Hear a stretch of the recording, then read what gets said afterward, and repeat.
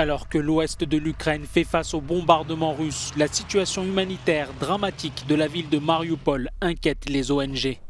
Assiégée depuis plusieurs jours par les troupes russes, les habitants de cette ville portuaire sont privés de nourriture, d'eau, d'électricité et de gaz. Faute d'un accord humanitaire urgent, le Comité international de la Croix-Rouge met en garde contre un scénario du pire à Mariupol. Des tentatives d'évacuation des civils ont échoué à plusieurs reprises. Les deux camps se rejettent mutuellement la responsabilité. À Mariupol, la situation humanitaire est très compliquée. Des centaines de milliers de personnes, y compris des étrangers, sont retenus de force par des nationalistes ukrainiens. Ils menacent les civils et les empêchent de quitter la ville. Comme on peut le voir sur ces images satellites, de nombreux bâtiments et infrastructures de la ville ont été détruits lors des bombardements. Selon le maire de Mariupol, plus de 2100 personnes sont mortes depuis le début du siège.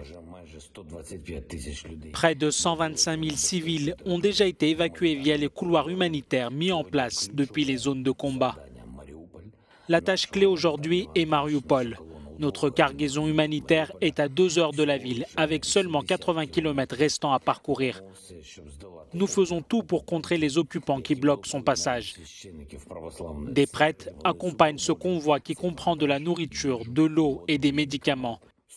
Il y a 100 tonnes de produits de première nécessité. Ce dimanche soir, Kiev a également confirmé la tenue de négociations avec Moscou par visioconférence lundi.